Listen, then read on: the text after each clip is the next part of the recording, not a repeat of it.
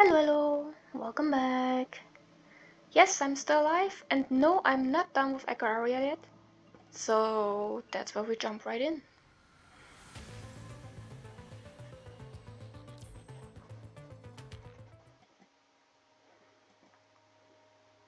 We were pretty far, and they quite literally stopped after Wang Shi fell unconscious, so this might be an interesting place to start. Gamble. I'm betting Langston Smith's name on it.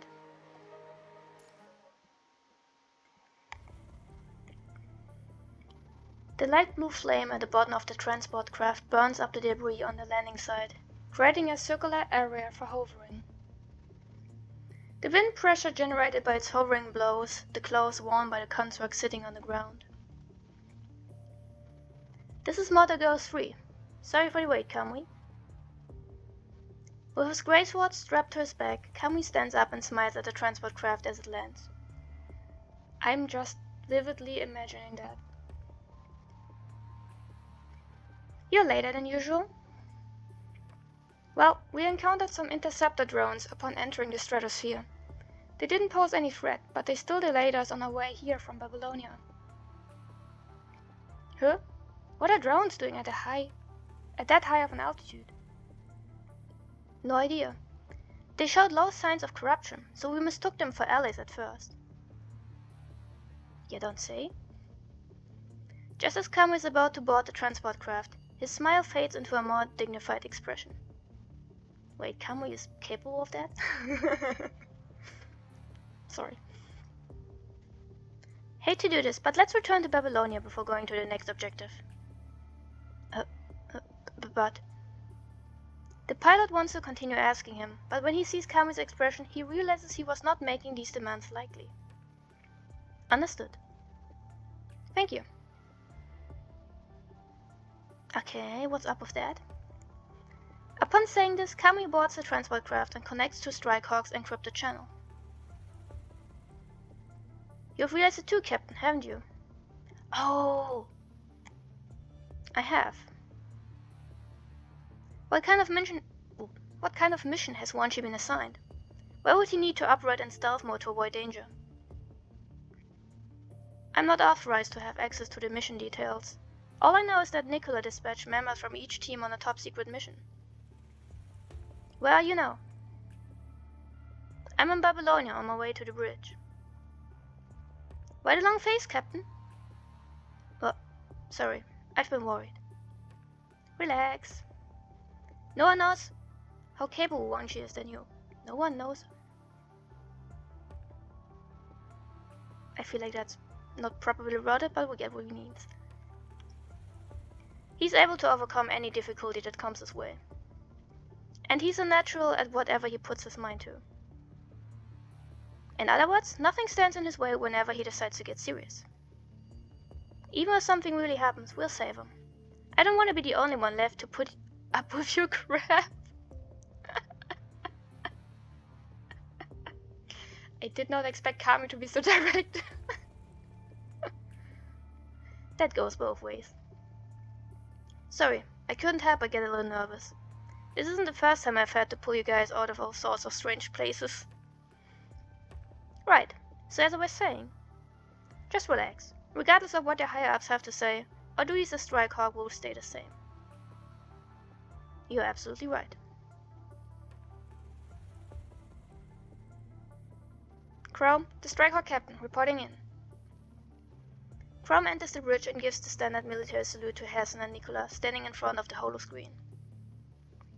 Hassan turns and nods to Chrome. Nicola retains a dignified expression and stares at the screen in front of him. Chrome, what brings you here at a time like this? I'm here on behalf of my team. I know I have no right to involve myself with top-secret missions, but as their captain I must be responsible for their lives. I have reason to believe they've encountered an unexpected threat. What are you trying to say? Chrome looks directly into Hassan's eyes and speaks solemnly. I'm here to request permission for Strikehawk to carry out the rescue mission for Wang Shi and the others dispatched on a top-secret mission. Nonsense. What do you think is the meaning of a military order? After hearing Chrome's appeal, Nicola finally shifts his gaze away from the holder screen in front of him to Hassan and Chrome. Military orders are missions that soldiers must obey, sir. I do not object to your order.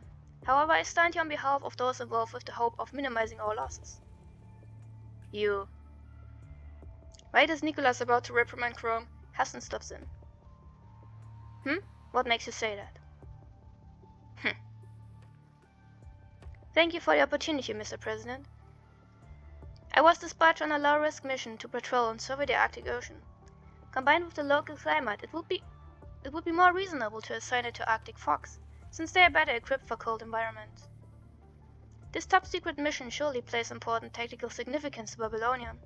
However, these backup members appear to have encountered an issue that has resulted in the necessity for a stealth evac. I believe that is because these backup members have encountered an issue that is beyond their capabilities. The failure of this operation is bound to hinder the process of the recapturing of. Therefore, I highly advise dispatching additional personnel to conduct the rescue mission and complete the mission with a larger team. I believe you two are also looking for candidates to form a rescue team. Correct, except not to conduct a rescue mission. Rather, we need to ensure that Babylonia acquires the necessary intel. Understood. I'm sure there are also certain criteria for selecting the personnel. Most of the task force members have been dispatched to various places around the world to eradicate the corrupted. Kamil just so happens to have just completed his mission, and I'm currently on standby in Babylonia. We can use the Chrome airdrop capsules to land on the surface at high speed whenever needed. So I propose that we are best candidates for this operation. What the fuck are the Chrome airdrop capsules? That's a brilliant name. Impossible. This is a conflict of interest, and your personal biases will only doom the mission to failure. We may be weapons, but we were once humans. Each Strike possesses strong combat ability and synergy unmatched by other members. Whether in terms of execution ability or efficiency, Strike is the best choice. I'm not saying this out of inflated self-confidence, but a combination of practical considerations. After Chrome finishes speaking, a long silence fills the ridge. Hassan nods to Nicola, then looks at Chrome and says, You just mentioned the airdrop capsules. The Chrome airdrop capsules, sorry. We're currently running trials on a new model that we've recently developed. We can't guarantee its safety though. Understood. Well, it seems like you have already made up your mind. But did you stop to consider why the Arctic Ocean survey mission was assigned to you in the first place? Because there are a few issues there that only I can solve. If that is the case, then I will immediately resume the survey mission and rendezvous with Arctic Fox once I complete this mission. I heard Asimov say that the modifications to your frame are still in the trial phase. Continuous high-intensity operations put a lot of strain on it. The impact is minimal based on past experiences. Not to mention, this will give me an opportunity to put it to the test and see what requires further optimization. You can't just talk of big game? Okay. Young people always overpromise and underdeliver. Instead, there's nothing but a dismal end. Nico looks at Chrome and is met with a firm gaze. I'm betting Langston Smith's name on it. I keep forgetting how young Chrome actually is. Well then. Looks like you haven't forgotten who you are. Looks like we can't possibly turn you down now. The coordinates have been sent to your terminal. Don't let us down. Roger.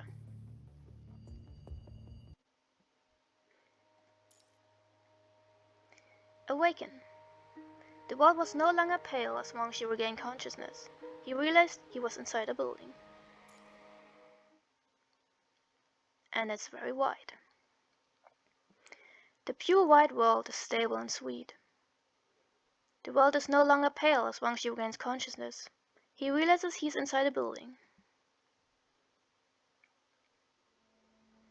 The surrounding walls are covered with neat and orderly knife scratches as if someone was counting something. However, there are far too many scratches to count now. Really, I think a construct should be able to count really fast, no? Monkey tries to send activation signals to his lamps, but his attempts are futile. Guess I can't move. Right as he tries to assess the damage to his body, his vision is filled with the black hole of a muzzle. I wouldn't move if I were you. Seeing as he didn't kill me while I was out, I'd wager he isn't a part of the same organization as that gear thing. Maybe I... While Wang Shi is thinking about what to say, the old man takes the initiative. Hey, what the hell are you? Huh? You look like a human, but there ain't a single human thing about you. You're obviously a machine, but you ain't acting like this crazy beepers running around outside. Who are you, and what you doing here? Choose your words carefully. Depending on your answer, you'll either be greeted with a bullet from my gun, or a good morning kiss.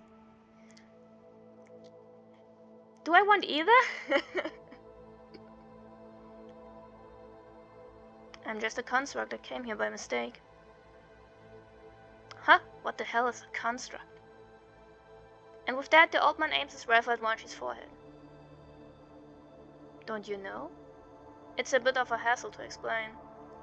In short, it is a humanoid robot made of tantalum cop polymer with the help of a human consciousness module. Alright, enough. So they put a human brain in this tin can? I guess you could put it like that. Ain't that some blasphemy? Do humans really want to run around on Earth like that? The old man spits to the side and lowers his rifle from Rachi's forehead. I ain't ever seen any fella like you before. Construct, eh? That's a mouthful. I'll just call you by your name.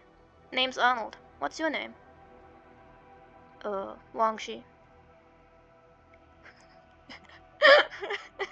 This guy is great. What? Wang Shi? Shh, that ain't much better. Anyways, looks like you've seen better days. This place has been abandoned for quite some time. I ain't seen anyone alive here in ages. How did you end up here? I don't remember. I don't even know where this place is. All I know is that the mission I was carrying out failed, so I was en route to the evac point. And then I just fell asleep. More like knocked the fuck out. Fell asleep, my ass. You were on a mission here. Looking at your gear and nameplate, I'm guessing you're a soldier? Don't wanna tell me who you are? Not like it matters. I wouldn't be going around running my mouth telling my life story to folks I just met neither. Sorry. Don't mention it. Soldiers are all the same, I get it. I mean,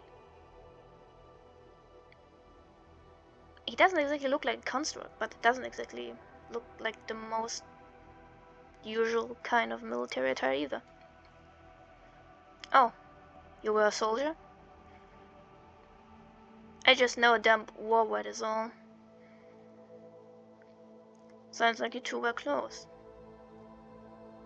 Live long enough and you'll find yourself a few buddies. Same goes for you, right? You could say so. With rounds as bad as these, I can hear them yelling at me whenever I close my eyes. I ain't no grease monkey, but I can sure as hell say it's a miracle you made it this far.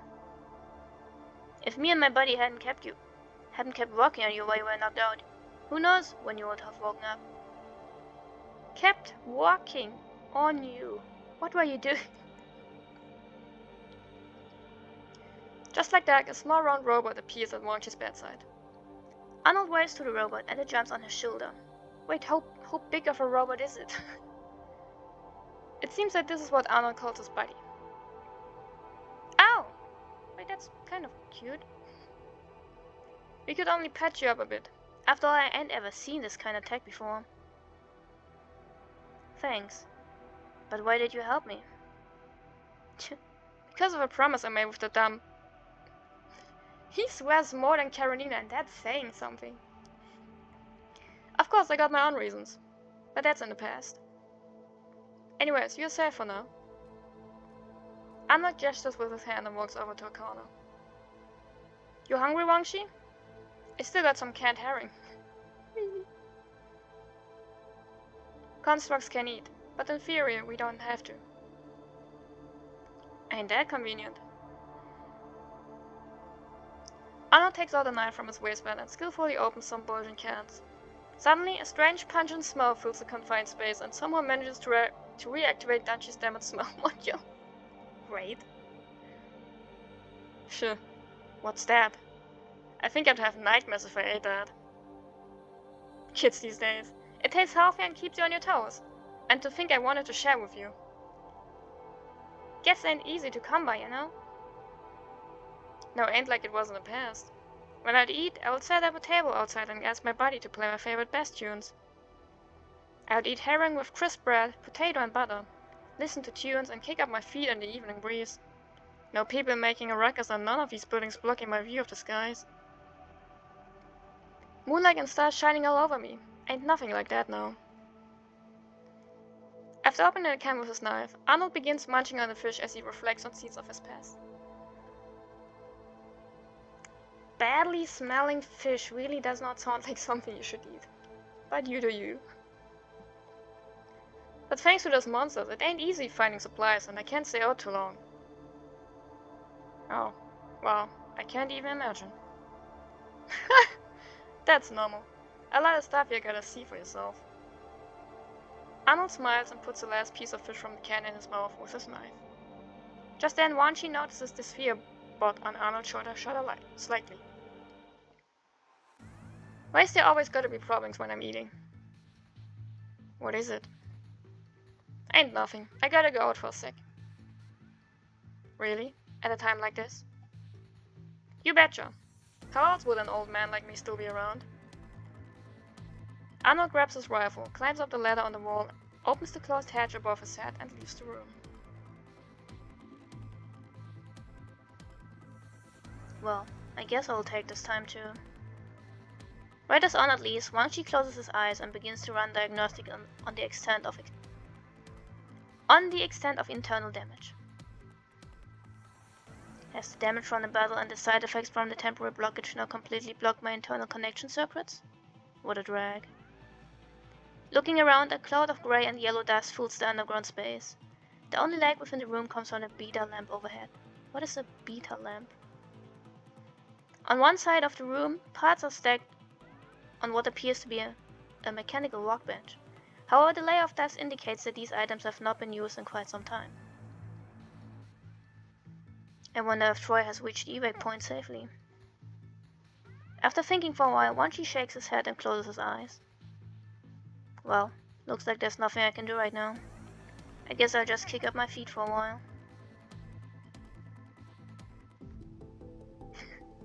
I'm back! Miss me, kiddo? Ah, you're back. Arnold's loud voice wakes up Wangshi. Half awake, Wangshi barely manages to open his eyes and look in Arnold's direction. Oof, today took a little longer than usual. After climbing down the ladder, Arnold throws his rifle to the side and collapses on the shabby sofa in the corner. I don't know why, but there are more of these damn monsters running around outside than ever before. They're running around like a herd of sheep. Could it be... Don't worry about it, I took care of them already. Arnold reaches for his windbreaker, then quickly points his finger out in front of him like shooting a gun. All the top actors used to do this. Oh, you don't say. You kiddies don't understand why women used to fall head over heels for this kind of thing. Arnold's mouth curls into a half-hearted smile. He crosses his legs and reclines on the sofa. I wonder if these monsters acting so strange has got something to do with you labeling you as some sort of fugitive. That sounds unlikely. Yeah, I think this place is going to be crawling with danger here soon. You leave while you still can, Arnold. Who the hell do you think I am? Think I can just leave you here in your condition and save my own hide? But you don't have to do it for a stranger. I don't care even if we just met. I ain't gonna do it. Do you know what it's like living in a prosperous and bleak metropolis? City folk turn a blind eye to those around them. That's how awful society was like during the Golden Age. People used to care about each other. You won't read about that in those data files of yours. Changes like that in society can't be recorded in those files with just a few words or statistics. I've seen the kindness of humanity and experienced the indifference of society. Human society flourished for a time, but then they became indifferent to each other. I can't watch people survive in such indifference and selfishness. I ain't gonna join them, and I sure as hell ain't gonna be like them. But that don't mean I hate humanity. Quite the opposite, actually. We can't just give up on others, no matter who it is. Calling it escaping sounds nice, but it's really just weakness. I don't want to see this kind of weakness in humanity, so that's why I live here alone with my body. But I still can't sit by and ignore the lives of others. So you see, it's the two of us who are gonna get out of here alive. But I know you can't move in your condition. So how about this? I fix you up and we get the hell out of Dodge. I wanna see you fix a construct. Huh? Don't underestimate this old-timer. I used to be a doctor. That's how I've managed to modify this old body of mine and keep it up and running for so long. Wait, so you are part machine? No? Arnold walks up to Wang Chen and lifts up his coat, revealing numerous surgical scars covering his body. I see. But it ain't easy operating alone. That's why I brought my partner here to lend a hand. Arnold straightens out his glove with one hand and pats the sphere bot on his shoulder with the other. Well then, tell me what I need to know to get up in there and fix those nuts and bolts of yours. I can't just go in blind. I want to show you my handiwork. This sounds like a horrible idea either way. Arnold dusts off the workstation and wheels it over to Wang Shi's bedside. Like you said, time is of the essence. Let's get this over and done with.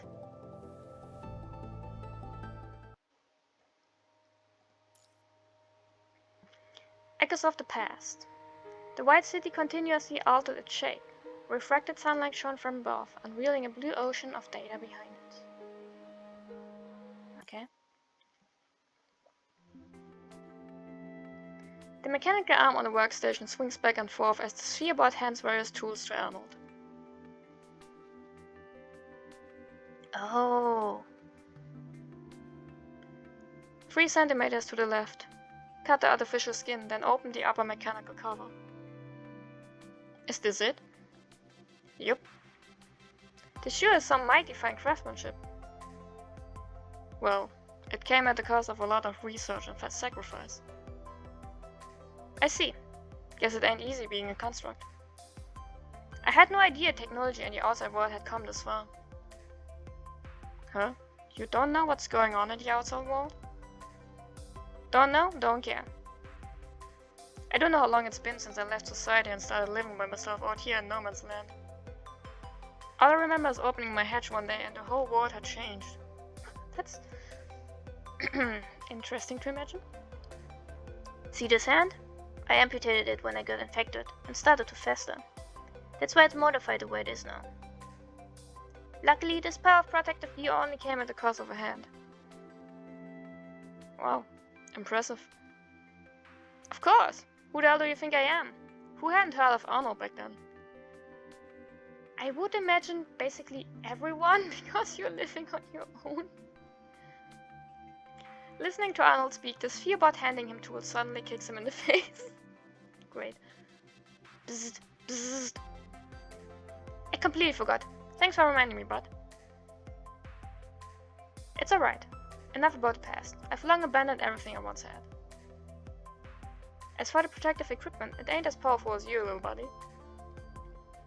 I built this little guy out of scrap metal I picked up from the dump. There's just enough to keep me going. Me and my partner are like on an island cut off from the outside world. I see. Think I can borrow that body of yours, Arnold? Sure, what for?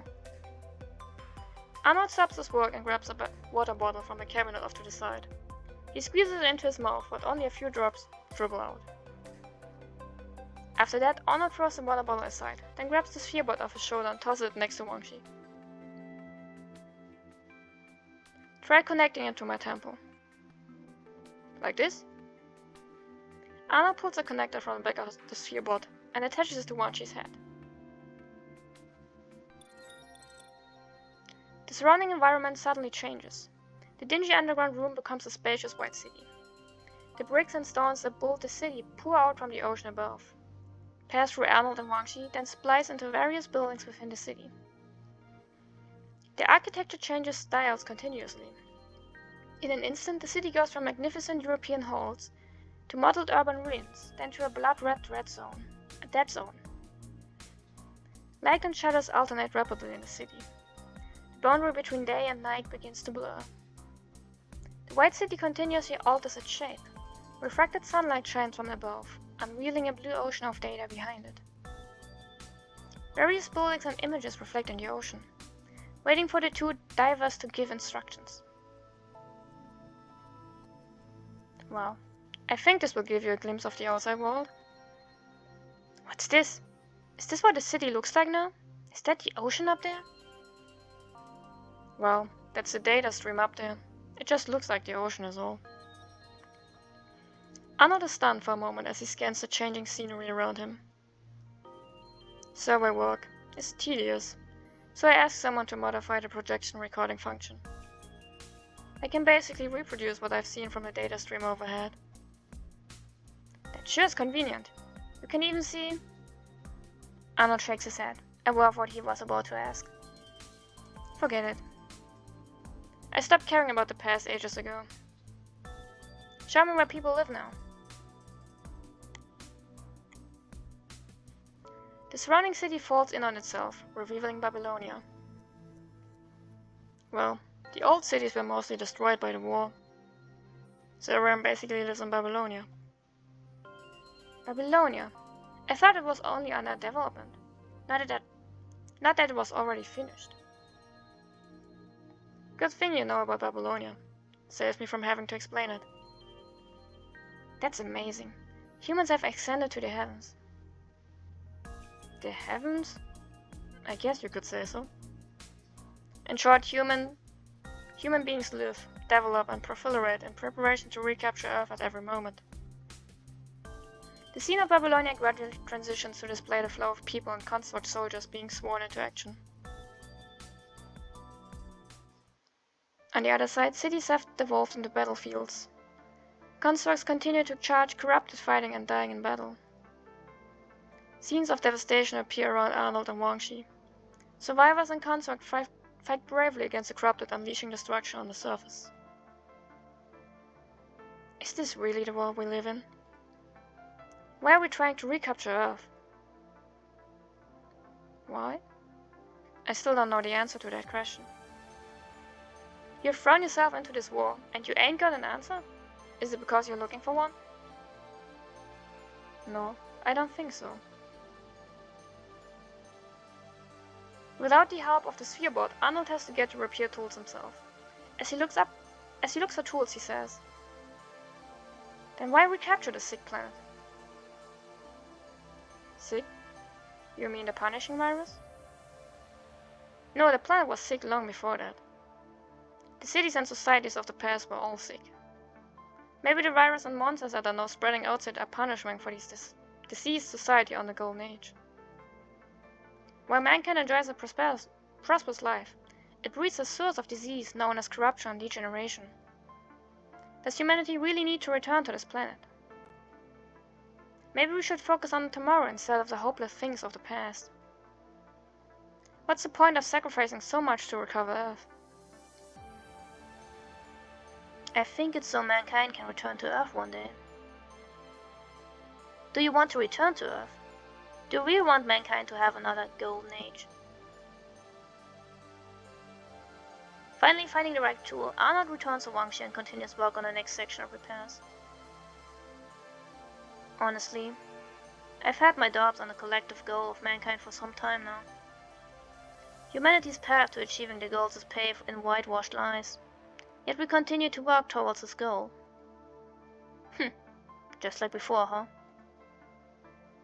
I've never been determined to win at all costs like those around me. In the long war, our way of hope shines above every construct. In order to win a menial victory, they use their own flesh and blood to pave the dark road to humanity's ultimate goal. I've had countless dreams that humanity ended in tragic defeat. The flame had grown so weak that darkness finally came. After a brief struggle, the mote was finally extinguished. I have fought and tried, but now I realize that personal efforts pale in significance when faced with our current reality. I'm too exhausted to think about answers now. Isn't that perfect then?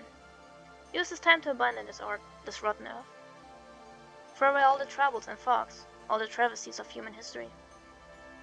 Travel to the stars and begin a new era. I can't do that. Because I've had many dreams about another potential future. Eventually, the surviving humans will bathe in the first light of dawn. In this dream, there stands my comrades who have maintained conviction, as am I. My comrades look to each other with smiles of satisfaction. The civilization that humanity only spoke of once again becomes a reality. We finally return to Earth and save ourselves. Monks confused, cowardly and wavering. I feel an unprecedented emotion standing before such a world. I feel an overwhelming sense of triumph and elation. But that was just a dream. I also imagined that humans of the Golden Age would regain their faith that was once so close at heart. But dreams will eventually be broken. Humanity is doomed to repeat past mistakes time and time again. Disease will only be followed by new disease. You're right. We must all wake up from our dreams eventually. But in making our dreams come true, there's always something within my power. Mangshi quickly switches the projection around Arnold. Countless bricks and stones form a war-torn battlefield. The projection of the battlefield gradually enlarges, showing Mangshi rushing to the aid of those wounded in an attempt to save them from the throes of death. And if we stop here, are we not betraying our comrades? The same comrades we have fought with to achieve this dream. The same dream in which we share each other's smiles. Looks like you've got more moxie than I thought. Find something you can do for yourself, Lee. Nothing great or novel, but a way of life that you can live in your own right. Yeah, this way of life might be a little selfish. But I hurt a lot of people and constructs in the past because of what I've done. So what? Who cares? Everyone has their own way of living, you and me both. I was a loner during the Golden Age. When I came here to get far away from society, I knew the outside world would criticize me. But had I not left, I probably wouldn't even be here speaking with you. Ain't no one got the right to talk shit about a life of selfishness. In the end, it just depends on your... Smiling only just a moment ago, Arnold erupts into a violent coughing fit. He covers his mouth, but once she sees blood dripping between his fingers. Arnold, you're... Arnold smiles, wiping the blood from the corners of his mouth, and continues using the tool in his other hand to connect the exposed mechanical circuits. Ain't nothing to worry about. I'm used to it. Looks like one of my organs is on the fritz again. Once you've finished fixing me up, why don't I return the favor and see what's wrong? You know what the hell you're doing? I've had some training in first aid. Let me fix you first and we'll go from there.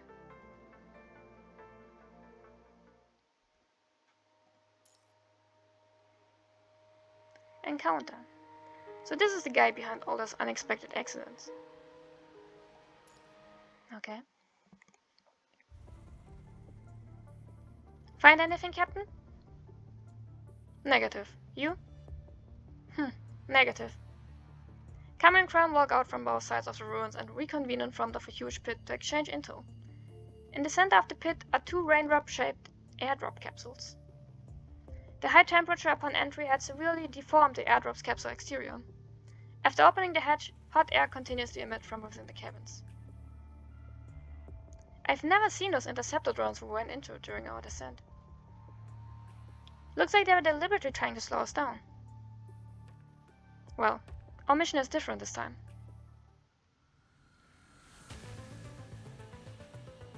Wretched bastards. What are more of those fools from Babylonia doing here? There's been enough delays already. A dark object flies towards Crum and Kamui.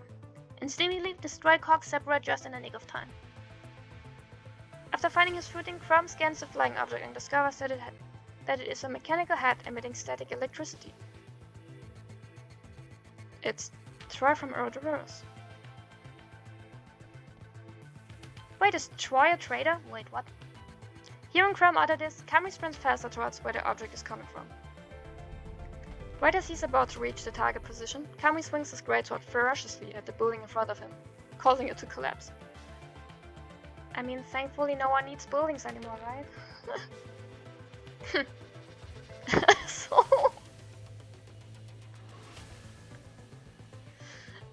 What? Impatient, are we? No matter. This won't take long now. Behind you, Kamui. The sound previously heard appears behind Kamui all of a sudden, and he is struck by a violent rumble. With the dull crunch of metal from the impact, Kamui is sent flying into the air. Right as Kamui is about to collide with the protruding steel bars in the distant ruins, a pale blue streak of lightning gallops across the ground. In a flash, the lightning grabs Kamui and pulls him up along the wall with the steel balls. Thanks, Captain.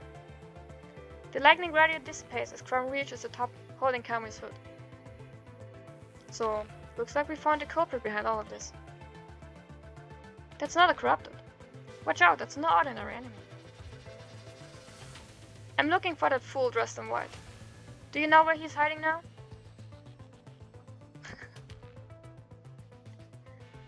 Nothing I can disclose currently. Oh, by the looks of your nameplate, you must be from the same squad. If I kill you, that should draw him out of hiding. Give it your best shot. Captain, let me go. I'm gonna smash his face in. Kamui wears his greatsword in the air, but Crum tightens his grip on Kamui's head. We just need to buy some time so we can find Wang Shi and retreat. Alright, got it. What a waste of time.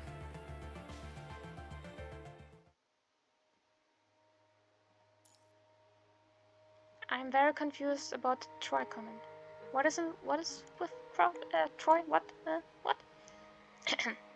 Frog and well. I have been hiding for too long, but I feel like going out here today. Why? After who knows how long, Arnold's just about to finish maintenance on Wang Shi. With no room for error, sweat drips down his cheeks. Right at this moment, the sphere bot jumps up and projects a holomap of the city for both of them to see. The holomap shows three blips running among the collapsed buildings. Bright sparks flash intermittently. Are those your comrades? Yup. Guess those two idiots came looking for me. Because they're your comrades. Comrades. Alright, just gotta patch up one more thing. Arnold places the sphere bot in Wang Shi's hand. Not like you can refuse, can you? Let's finish patching you up. Arnold walks back a few steps and sits on the sofa. He takes a pull out from a pull box under the sofa and swallows. Wang Shi cannot tell what it is, but based on Arnold's look of disgust, it must be a tough pill to swallow. Quite literally. The sphere bot standing before Wang Shi slowly opens up, as a series of connectors extend out from within and connect with Wang Shi's external ports. Wang Shi can feel the robot's energy pour into his body. With Arnold having fixed his external damages, his lack of operating power is restored with the help of the robot. It's been ages since I've had talk with another person. Hey, he is a person. Don't quote that! But his power is... Think of it as a gift for showing me the outside world. I don't like owing others nothing. I don't want that power going to waste. It's broken beyond repairs anyways. Why not give it all to you? Not to mention, we all have better chance of we'll have a better chance of both of us getting out of this mess. I see. Alright, now it's my turn. Let's see what organ is damaged. Monkey stretches his hand and feet. With his limbs functioning normally, he gets up and approaches Arnold. However, Arnold reaches out his hand and gestures for him to stop. There's more important shit to do than look after me. You saw the holo map. Your camera's in trouble. Let's go. Show me what kind of world we live in now. I've been hiding for too long, but I feel like going out there today. Alright.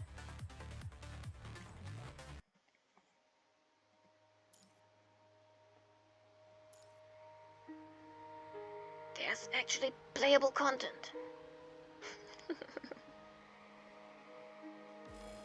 Let's play Strikehawk, yes. The moon once again hangs in the night sky. Wangshi helps Arnold open the pressure valve and returns to the surface. Following the sound of a building collapsing in the distance, Arnold pats Wangshi on the shoulder. Get going. I'm gonna be right back, Arnold. Arnold merely nods in response. Wangshi checks his equipment, then sprints off in the distance. The clashing of metal on metal echoes throughout the empty city ruins. Blue, gold, and black figures were entangled in battle. The sheer force of weapons colliding turns the surrounding gravel into dust. Chrome and Kami try to distance himself from the onslaught of close-range attack from Gear. However, they are only met with a barrage of bullets from its heavy machine gun. Following the barrage of bullets, Gear unleashes another flurry of close-range attacks. Chrome and Kami grit their teeth as the enemy suppresses them with wave after wave of relentless attacks. This bastard is on a whole other level. But we can't be defeated as easily. Come on, let's keep going. Fools. Why can't you just embrace death and wave with us with a sage return? Kami and Chrome respond with a two-pronged attack. The greatsword and scythe slash in concert, only to be caught firmly within Gear's grasp. Babylonia couldn't have fallen this far, could they? Seizing the Gear's moment of arrogance, Kami blocks its punch with his greatsword and follows it with a spinning slash from below. However, Kami's greatsword is once again firmly blocked by Gear. Unable to respond in time, Gear throws a punch straight at Kami's face. The force of the blow sends Kami flying into the side of a building. Kami! Chrome waves his scythe to distance himself from Gear, then quickly retreats. But his retreat route is immediately blocked off by a burst of black energy. The image of Gear gradually disappears as a devastating strike hurls straight toward Chrome. Over here! Before Chrome can react, Gear grabs him by the shoulder and pulls him into a forceful knee to the abdomen. Vital fluid spews from Chrome's mouth, but right at that moment a huge rock flies towards Gear. Extending its hand toward the approaching rock, it becomes a heavy machine gun that shreds the rock to pieces with a burst of gunfire. Shards of rock fall to the ground. However, Chrome disappears from in front of Gear. Looking into the distance, Gear sees Kami holding Chrome on the side of a building. Are you okay? I can still move. Don't worry about me, Captain. Chrome smiles bitterly and wipes trace amount of vital fluid from the corners of his mouth. My frame still needs to adjust to the adjustment. Perfect sentence. That thing can fight close range and at long distances. Looks like we've got ourselves a dilemma. We're up against a tough enemy, but that doesn't change our objective. Yeah, you're right. We need to find that idiot we've been worried so much about, then finish the mission together. Still holding on to unrealistic fantasies? Another round of strafing forces Chrome and Kami behind a section of the ruins. A few seconds later, the ruins that they are hiding behind are smashed to pieces. Gear's dark figure appears in front of Chrome and Kami menacingly. The sound of rapid bursts accompanied by sparks follow a series of blows exchanged between the three of them. A whirlwind blow from Gear continues to press Chrome and Kami, gradually tearing at their artificial skin. It's over.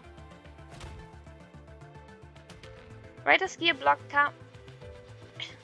can't read anymore. White's gear blocks Crumb and Kamui's attempt at a counterattack. It declares victory against a defensive opponents. But upon finishing this sentence, a silver flash appears above them and intercepts Gear's next attack. Captain, look! Isn't it the person we've been worried sick about? Oh, have you finally come out of hiding?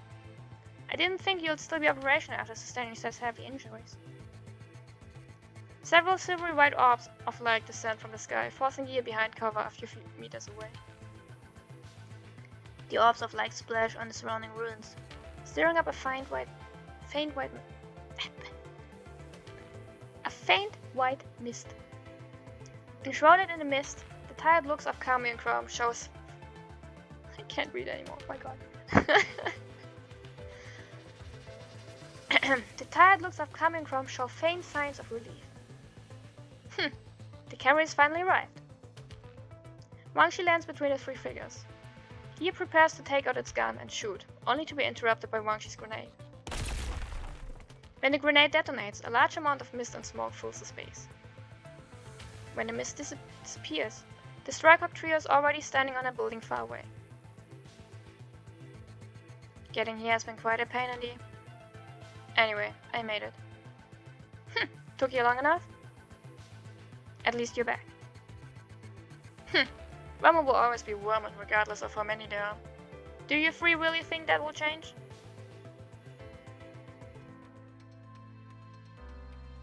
Captain, this mission is wrecking my overtime. I'm going to need some time off when I get back. I'll consider it. What about me, Captain? Will you be staying put in the base? Fair enough. How dare you assume you're getting out of here alive? Gear shouts angrily as it shoots a barrage of bullets at the Strikehawk trio. However, the bullets are deflected by Wangshi before they hit. I don't care what you've done in the past. But now you appear before me and threaten those I care about. I guess. Those I care. That means I've got you in my sights. Looks like you need to start trying a little harder. Anna leans against the ruins, where the spherebot projects the distant battle. A white, blue, and gold figure quickly move around the dark figure at the center. The dark figure, which had been suppressing the trio, was beginning to show signs of weakening. Now the trio is continuing to force its retreat. Are they what's living on Earth now? With a steel body like that, you could easily do so many things far beyond the abilities of us ordinary fools. They continue to feel the emotional effects of battle. They feel confusion and pain, yet they continue moving forward. Never abandon your comrades. Never abandon hope. They ain't different from us humans. Hell, they're even more human than us in some regards.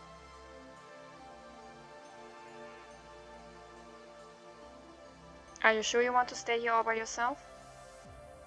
If you come back, maybe the military can even provide you with shelter on my behalf. You know that ain't gonna happen. Dump. Get out of here. I don't want to stay in your perfect image. Consider us even.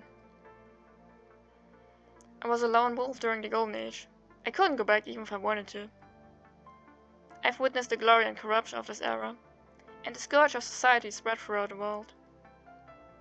The brilliant and wise elite rule at the top, where everyone else struggles in the dregs of society. You and I both know the slums all too well. That's why I've chosen to live in the life of an outcast. Who would have thought an outcast like me would end up with the newfound sense of conviction?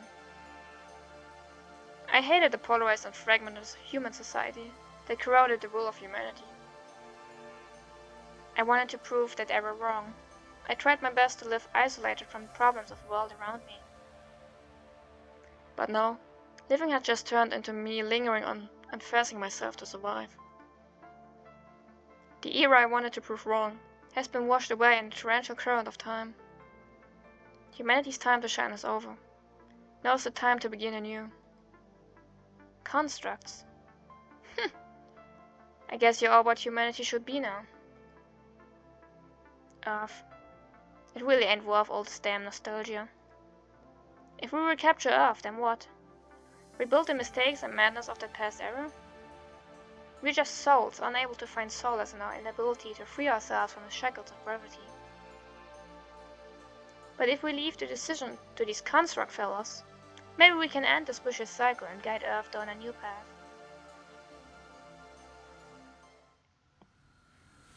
Your attacks are futile. Gear swings its fist to strike Kamui again, but fails to anticipate him suddenly dodging the blow at the last second.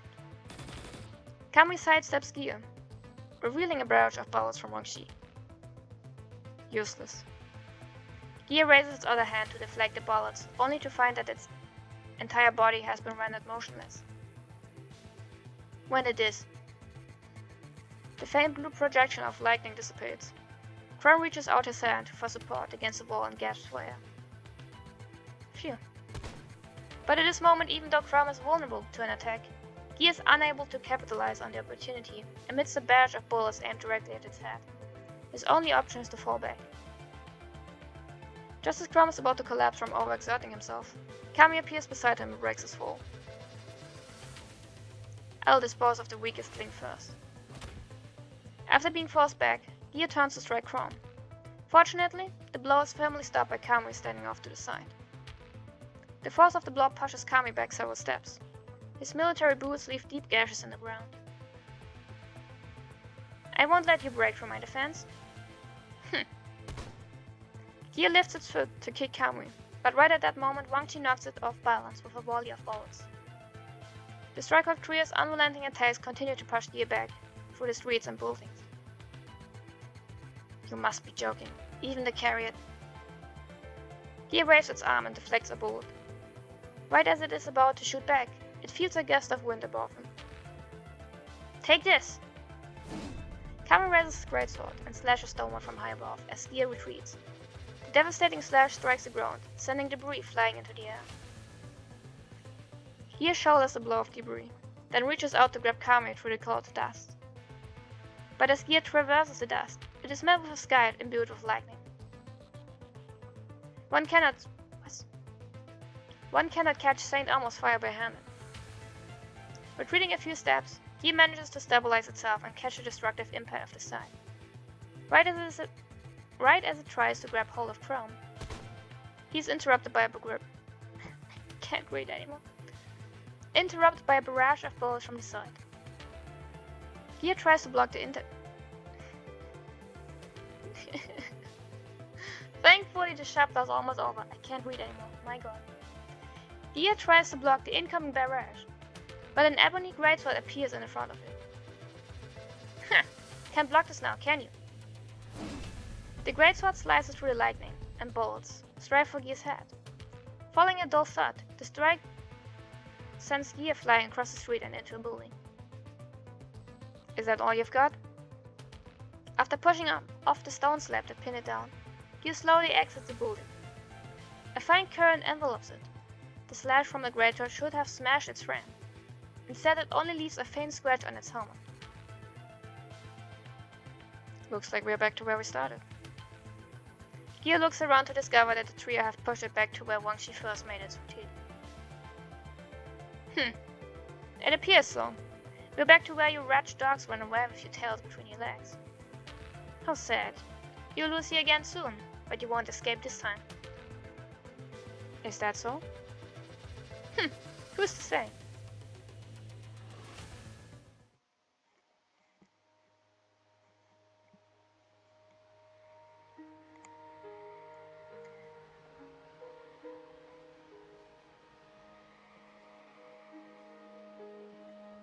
Thankfully, Strikehawk is so beautifully unbalanced that this team doesn't even make any sense.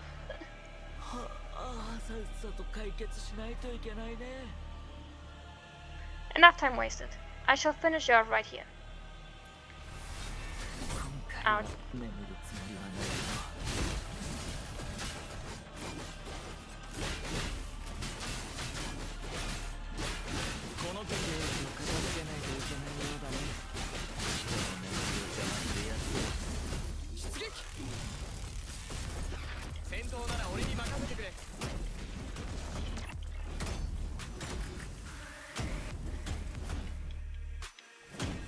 Ah, damn it. 刑事を片付けないといけないようだね。人の眠りを邪魔するやつ。進み続ける者が勝つ。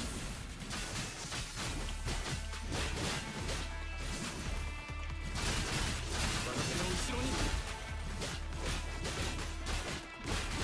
全てを終わらせましょう。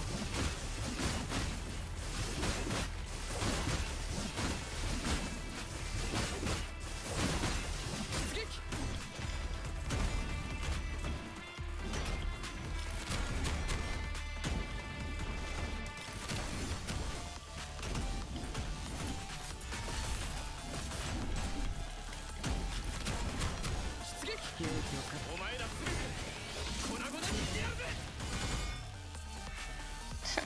Damn it. Bye bye. It's actually funny. Hey, are you running already? Who was the one barking don't run early on? Come here, don't go. Sure. It's over. Is it though? 気持ちよかった。 Who is that idiot anyway? Wang Shi stares at the enemy before him. Time seemed to stop momentarily. The air is so quiet. All he can hear is his own breath, and Gear's footsteps. 1, 2, 3. Wang Shi counts quietly to himself. Acquiring data, calculating direction, adjusting angle. Wang Shi had heard everything From and Kami had encountered over Strikehawk's encrypted channel. He must avenge Troy, fulfill Arnold's wish, and fight for his comrades. Oh no! Wait, he threw Troy at them? That makes a lot more sense now. Or what was left of Troy anyway. More importantly, he must uphold his faith. In this solemn era, mankind has made countless sacrifices so that they can return to Earth. This goal is not in line with his own. He has known that for quite some time. However, in order to protect those he cares about from sacrificing themselves for his goal, Wang Shi's course of action has long been set in stone. The best he can do right now is to help his comrades and shoot their enemies down, not letting the fallen down, becoming an unyielding flag on the battlefield. It's over. With the combined forces of the Strikehawk trio, the threat from Gear had finally been neutralized. Wang Shi is like the linchpin in Strikehawk's attack, perfectly complementing Chrome and Kami's shortcomings. Although his attacks are not fatal, they are always there precisely where they are needed most. While Gear was on the defensive, it had forgotten it was fighting 3 people. Strikehawk's flawless teamwork had formed into a single impenetrable wall of attacks. Gear's attacks had been decimated. Its defenses had been stripped away. Don't let up! Wang Shi fires a silver orb of light straight at Gear. Chrome swings his scythe, imbuing the orb of light with blue electricity. As calculated, the orb strikes Gear's head where it had been weakened by Kami's greatsword. It appears I underestimated you. Speaking its last mournful words, Gear collapses onto the ground and stops moving. Well, this sure was quite a train wreck. I could say that again. Heh, well at least it's over. Yeah. Now we just need to get our hands on the target, and we can call it a day. Wang Shi slings his sniper rifle over his shoulder and walks toward Gear's remains. Unbeknownst to the trio, a faint light shines upon them among the lights of the surrounding buildings. After obtaining the fire, Wang Shi returns to where he had left Arnold. But when Wang Shi approaches, he discovers that Arnold is missing. Instead, all that remains is a sphere ball and a can of herring. Wang Shi touches the robot, causing Arnold's hologram to project in front of him. Goodbye, human of the new era. Maybe it's just me, but you're more human than anyone I had ever met in the cities of the Golden Age. Because you have the passion they don't. You have a heart. Don't worry about me. I'm just a human from a bygone era. Those of us who still remain should be scattered in the wind or buried in the dirt along with the times. In the past we were cold, weak and fragile. We were a fraction of what you have become. You are far more real than anything we ever were. You can explore space or take back Earth for yourselves. It doesn't matter. It's time for you to start an era that belongs to the constructs. Isn't that an idea? Take the can I left you as a token from an old soul, wandering adrift. After all, I gotta shake things up a bit, right? Well then, see you around, kiddo. Just as Arnold's measure finishes, the sphere bot in Wang Shi's hand runs out of power and falls into eternal slumber. Does this mean I still owe you? I guess so, Wang Shi, I guess. Wang Shi places the robot next to the pressure valves, picks up the can of herring, then looks at Crom and Kami as they approach from a distance. Hey Wang Shi, let's head back. Coming. The Babylonian transport craft flies into the night sky with a trail of blue flame. The once war-torn city of the post-pandemic age finally returns to tranquil silence. That background soundtrack does not sound like silence. Once the transport craft disappears, two figures appear from within the city ruins. They defeated Carrier. No matter, the file we need has been backed up and sent to the organization. Its memory shall remember the mission right before it went offline. The truest colors of you to say. My comrade died right before your eyes. Leaving rusty gears will only affect the organization's operation. But time and death is the best course of action. Alright, fair enough. Have you finished cleaning up Carrier? Now is not the time to make our presence known in Babylonia. Of course. Alas, errating knowledge of Carrier from a powerful enemy such as Drycock took considerable effort. Wait, what? Raising knowledge of Carrier from power. What? When I get back, upgrade my data circuit to the latest model as a reward. I'll pass the word along. Let's go look for Sage. There's still a lot of preparations for his submarine before it returns. Alright. Hey, slow down. Wait for me.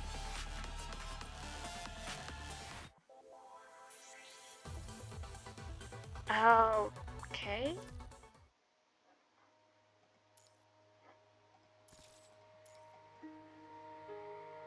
So, we don't remember that ever happened?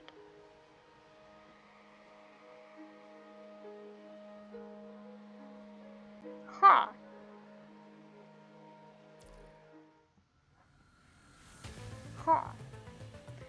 That is certainly something. Oh. But yeah, we'll take a break here. I certainly didn't expect that ending. Interesting. I'm curious when that story will be picked up again. But yeah, until then, thank you so much for watching.